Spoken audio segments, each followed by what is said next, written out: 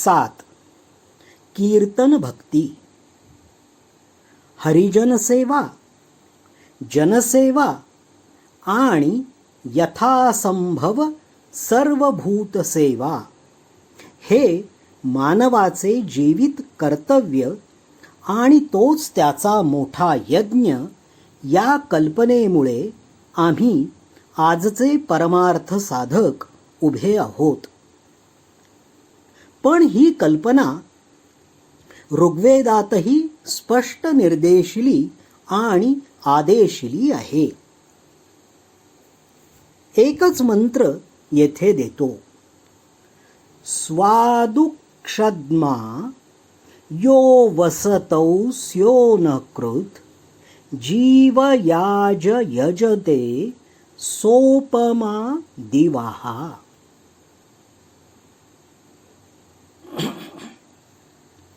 घरी आलेल्या माणसाला जो गोड करून घालतो आणि त्याच्या राहण्याची जो सुखकर सोय करतो तो जीवन यज्ञ यजतो. तो या भूमीवर स्वर्गच आणतो असा या मंत्राचा भावार्थ आहे. यज्ञ कल्पना गीतेने विस्तारिली आणि संशोधिली असे आपण म्हणतो. पण ते सारे संशोधन गीतेचे स्वकल्पित नाही, वेदमूलकच आहे. पण मंत्राशिवाय यज्ञ नाही आणि म्हणून प्राणीसेवा रूप जीवयज्ञ यजू इच्छिणाऱ्या सेवकांना मूलभूत मंत्राचे निरंतर चिंतन मनन होत राहिले पाहिजे. माझ्या हे लक्षात आले आहे की आमच्या बऱ्याचशा कार्यकर्त्यांना या गोष्टीचा विसर पडतो. ते आपली कामे करीतच जातात. अर्थात हा तर गुणच आहे, पण चिंतनाला वेळ नाही म्हणतात. कोणी कोणी तर चिंतनाची गरजही नाही म्हणतात आणि कोणी म्हणतात कामामुळे चिंतन सुचतच नाही. पहिले कर्मभारवाही, दुसरे कर्मवादी आणि तिसरे कर्मजड.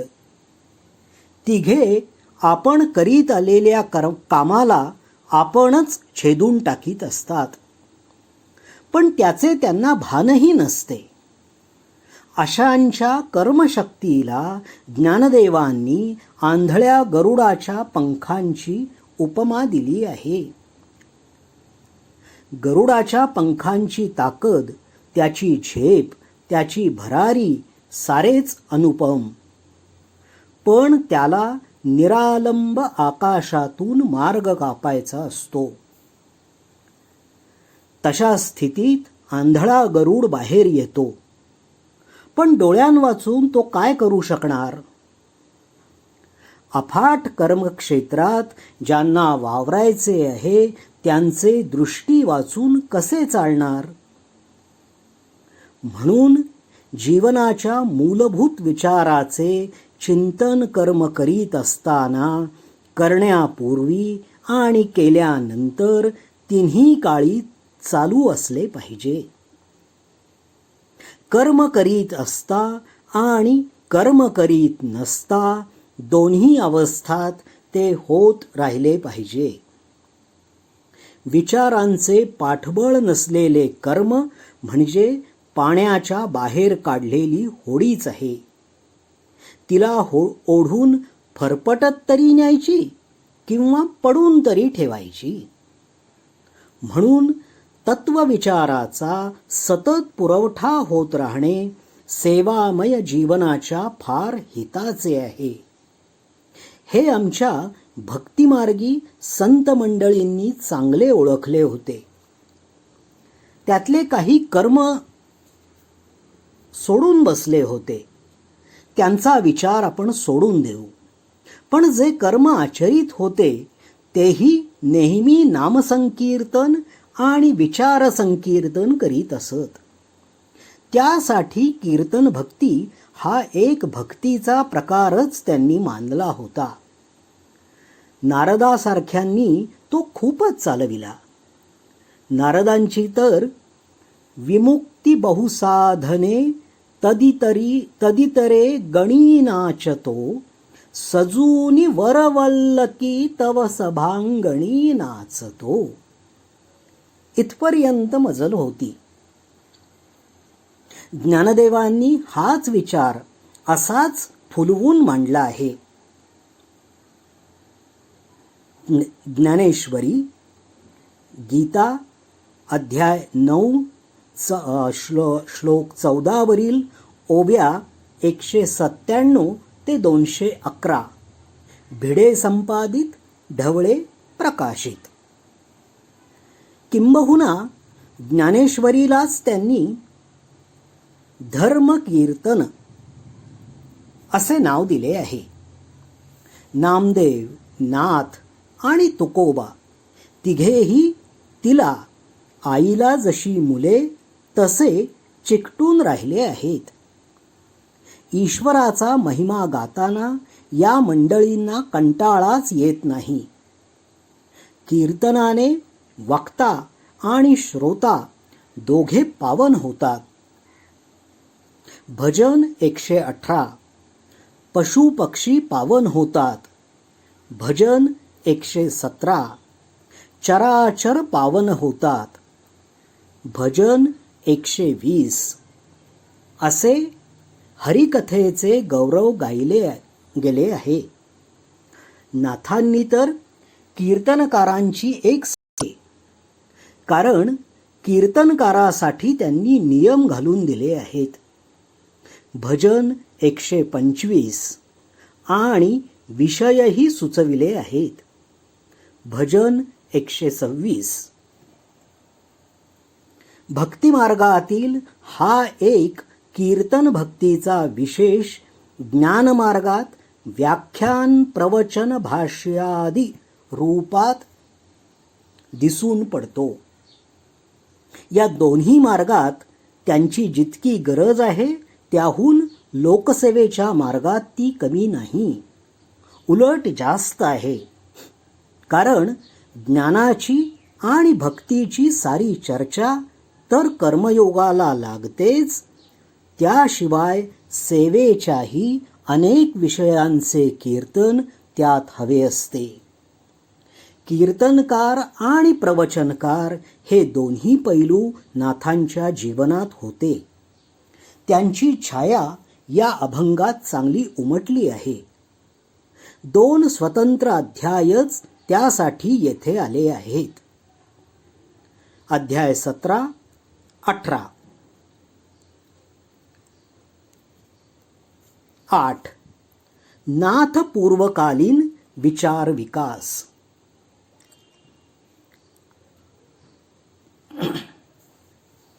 नाथांची निवडक गाथा उपदेशपर आणि अनुभवपर दोन्ही इतकी सुबोध भाषेत उतरली आहे की ती समजण्याला बाहेरच्या मदतीची काहीच गरज नाही.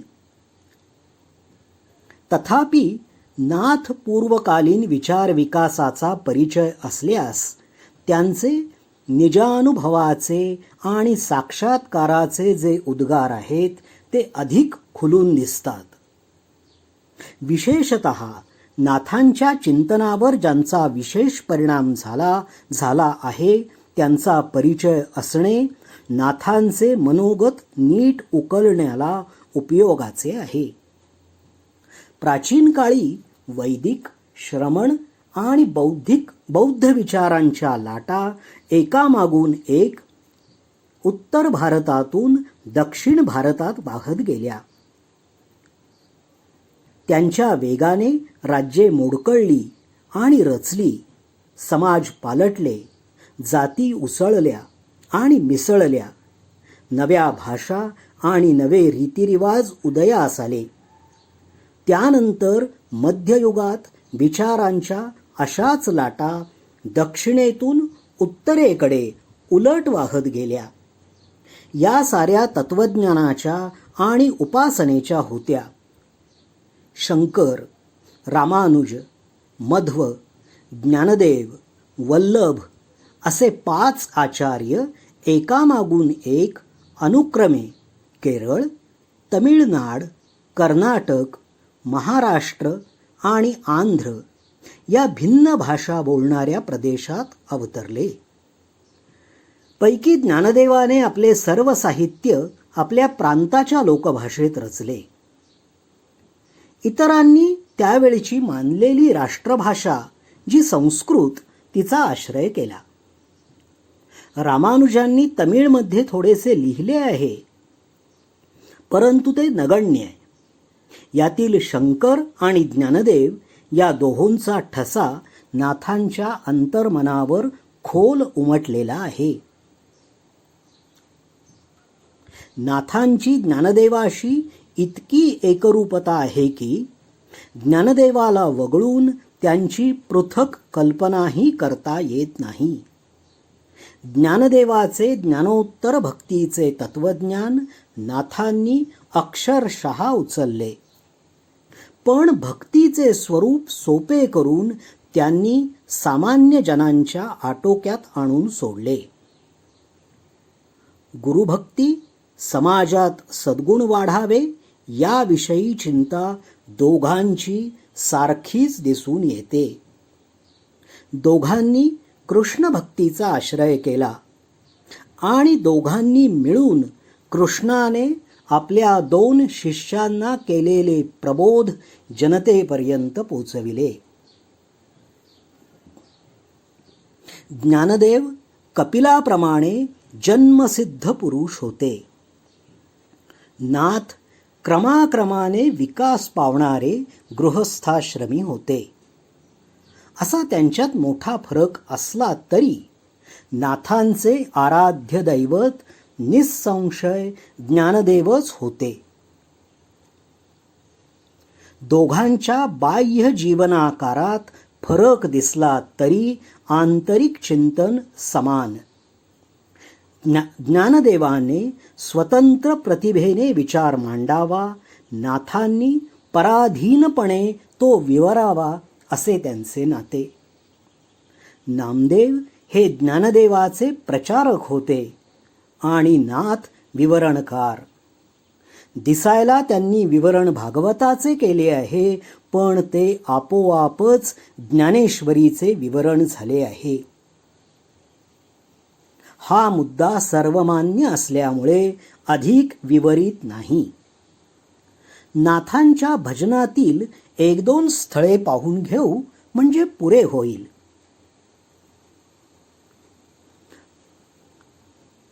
पूज्यता डोळा न देखावी, स्वकीर्ती कानी नायकावी. हा अमुका ऐसी नोहावी, सेची लोका इत्यादी. गीता अध्याय 13 श्लोक 7 मधील अमानित्वावरील ज्ञानदेवाच्या व्याख्यानाशी 145वा अभंग तोलून पहावा. तसेच 170व्या अभंगातील अनन्य आवडीचे जळ, प्रक्षाळिले चरण कमळ, वासना समूळ चंदन लावी. हा चरण ज्ञानेश्वरीच्या 15व्या अध्यायाच्या प्रस्तावनेतील अनन्योदके धुबट, वासना जे तन्निष्ठ, ते लाविलेसे बोट चंदनाचे या ओवीचे रूपांतर आहे. या अभंगातील गुरुपूजेचे संबंध रूपक ज्ञानदेवाच्या रूपकाशी तुल्य आहे. तत्सदिती ऐसे पैल वस्तूवरी, गीते माझी हरी बोलियेले. हा उघडच ज्ञानेश्वरी अध्याय 17 ओवी 369चा उल्लेख आहे. मोक्ष देऊनी उदार, काशी होय कीर, परी वेचणे लागे शरीर तिये गावी. हे ज्ञानदेवाने केलेल्या भक्ताच्या शुचित्वाचे गौरव अभंग 138 मध्ये जसेच्या तसे उपलब्ध आहे. अशी अनेक उदाहरणे देता येतील, पण त्यांची गरज नाही. ज्ञानदेवांचा आणि नाथांचा संबंध लोकविदितच आहे, पण त्यांच्या जीवनावर शंकराचार्यांचा उमटलेला ठसा तितकासा लोकविदित नाही. शंकराचार्यांचा अद्वैत विचार ज्ञानदेवांनी मान्य केला आणि तोच ओघाने नाथांच्या पदरात पडला अशा अर्थाने म्हणत नाही, पण नाथांचा शंकराचार्यांशी सरळ संबंध दिसतो. त्यांनी शंकराचार्यांच्या प्रकरण ग्रंथावर विवरणे लिहिली आहेत, त्यावरून तर हे दिसतेच आहे, पण शंकराचार्यांच्या जीवनातील एक अत्यंत सारभूत वस्तू नाथांनी त्यांच्यापासून घेतली आहे आणि ते ऋण त्यांनी नमूदही करून ठेवले आहे. भागवताच्या प्रारंभी व्यास, वाल्मिकी इत्यादी संस्कृत महाकवींना आणि ज्ञानदेव, नामदेव इत्यादी कवीश्वरांना त्यांनी रीतसर वंदन केले आहे. त्याबरोबर भागवत व्याख्यानकार श्रीधर स्वामी, ज्यांच्या टीकेचा आधार नाथांनी घेतला आहे, त्यांचे वंदन केले आहे. तेही अपेक्षितच आहे, पण भागवताशी काहीच संबंध नसताना त्यांनी शंकराचार्यांनाही वंदन केले आहे. ती ओवी अशी आहे, वंदू आचार्य शंकरू, जो का ग्रंथार्थ विवेक चतुरू, सारून कर्मठतेचा विचारू, प्रबोध दिन करू प्रकाशला. याहून अधिक नेमके आणि अधिक समर्पक वर्णन शंकराचार्यांचे करता येणार नाही. हिंदू धर्माची विवेकशून्य जड कर्मठतेतून शंकराचार्यांनी सुटका केली. या एका गोष्टीने मुख्यतः नाथांच्यावर त्यांची छाप आहे. नाथांनी 142व्या अभंगात आपल्या स्वतःच्या अवतार कार्याचे वर्णन केले आहे. तो अभंग म्हणजे नाथांचे आत्मचरित्रच आहे. आम्हा का संसारा येणे असा प्रश्न करून त्याचे उत्तर जे नाथांनी दिले आहे, त्यात महत्त्वाचे एक कारण असे सांगितले आहे, नानामते पाखंड कर्मठता आणि बंड, तयाचे ठेचणे तोंड हरिभजने. असे शंकराचार्यांचे आणि त्यांचे स्वतःचे एक फार मोठे जीवनकार्य समान दर्शविले आहे. पण ते कार्य करण्याच्या दोहोंच्या पद्धतीतील फरकही त्यात सुचविला आहे. शंकराचार्यांनी कर्मठतेचे निवारण तत्वविचाराने केले आहे आणि नाथांना ते हरिभजनाने करावयाचे होते. हा तत्वज्ञानी आणि सत्याग्रही भूमिकेतील भेद आहे. बौद्ध विचाराचे निरसन हे शंकराचार्यांचे मुख्य कार्य पाश्चात्य इतिहासकारांनी ठरवून टाकले आहे, पण ते अगदीच अनैतिहासिक असून त्यांचे वास्तविक कार्य नाथांनी जे हेरले तेच आहे. शंकराचार्यांपासून आपले एक मोठे जीवन कार्यच नाथांनी उचलले असल्यामुळे दोघांच्या ग्रंथातील समान स्थळे बघत बसण्यात काही मोठेसे तात्पर्य नाही. तथापि अभंगातील एक स्थळ पाहून घेऊ. मेघवर्षे निर्मळ जळ, परी जैसे बीज तैसे फळ, तैसे भक्ता भक्त दोन्ही, वेगळी क वेगळेपणी. एका जनार्दनी गुण, चंदन वेळू नोहे समान. भजन 9. हे वाचून शांकर भाष्यातील ईश्वरस्तु पर्जन्यवत द्रष्टव्यः इत्यादी विवेचन आठवल्याशिवाय राहायचे नाही. शंकराचार्यांनी भक्ती मान्य केली असली तरी अंतिम अनुभवात भक्तीची अपेक्षा केलेली नाही. किंबहुना भक्तीची स्थूल क्रिया तेथे कुंठित होऊन जाईल अशी अपेक्षा केली आहे. 289व्या भजनात नाथांचा एतद सदृश अनुभव आलेला आहे. तो शंकराचार्यांच्या परापूजेची आठवण करून देतो. ज्ञानदेवाने त्याच्या पुढे जाऊन देव देऊळ परिवारू की जे कोरुनी डोंगरू तैसा भक्तीचा व्यवहारू कान व्हावा असे अंतिम अवस्थेतही भक्तीचे समर्थन केले आहे. त्याला अनुसरून अद्वैत वृत्ती चालो. अक्षयी भक्तियोग भजन 222 अथवा अभेद भजनाचा हरिख भजन 236 इत्यादी भाषा नाथांनी योजिली आहे. याही पुढे नाथांनी आणखी एक पाऊल टाकले आहे. अभेदा वाचूनी न कळे भक्तीचे महिमान भजन 219 असे त्यांचे कथन आहे. यात अभेदाशी भक्तीचे जुळू शकते एवढेच नुसते समर्थन नाही, तर अभेदाशिवाय खरी भक्ती होऊच शकत नाही असा विचार उपस्थित केला आहे. सारांश 1. भक्ती मान्य, पण अद्वैतानुभवात ती कुंठित होते. शंकर. 2. अद्वैतातही क्रिया सहन न झाली तरी भक्तीत राहू शकते. ज्ञानदेव. आणि 3.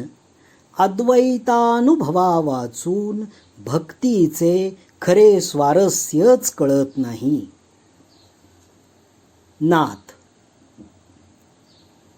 असा उत्तरोत्तर विचार विकास कल्पिता येईल. वस्तुतः तिन्ही मिळून एक पूर्ण अर्थ होत आहे आणि तो तिघांनाही मानवणारा आहे. भावार्थ इतकाच आहे की उत्कट भक्ती आणि अद्वैत ही अगदी भिन्नही म्हणता येत नाहीत आणि अभिन्नही म्हणता येत नाहीत. ती दोन्ही परस्परमय आहेत.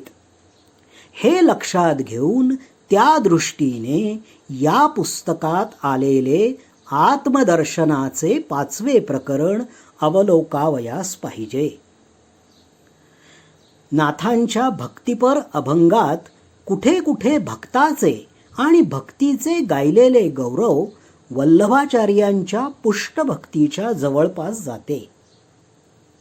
उदाहरणार्थ देवाच्या तोंडी घातलेली मी देह भक्त देहातीत भजन 238 इत्यादी भाषा वल्लभाचार्य फार बोलत असतात, पण तेवढ्यावरून उभयतांचा ऋणानुबंध सिद्ध होईल असे नाही. नाथ पैठणचे आणि वल्लभ शेजारच्याच आंध्र प्रदेशाचे, आंध्र प्रांताचे आणि नाथांच्या जन्माआधी 2च वर्षांपूर्वी त्यांचा मृत्यू. दोघेही भागवताचे प्रेमी. तेव्हा ऋणानुबंध नसला तरी अनुबंध असंभवनीय नाही. तसेच भागवताचे तितकेच उत्कट प्रेमी चैतन्यदेव. यांचा मृत्यू आणि नाथांचा जन्म एकाच वर्षातला आणि ते तीर्थयात्रा प्रसंगाने पंढरपूरला येऊन गेले होते. त्यांचाही अनुबंध समानशीलतेने नाथांशी असू शकतो, पण वल्लभ आणि चैतन्य यांच्या कृष्ण भक्तीहून नाथांची कृष्ण भक्ती एका बाबतीत स्पष्टपणे अलग पडते. त्या दोघांची कृष्ण भक्ती त्यांच्याच वळणाच्या सूरदासाप्रमाणे मर्यादा न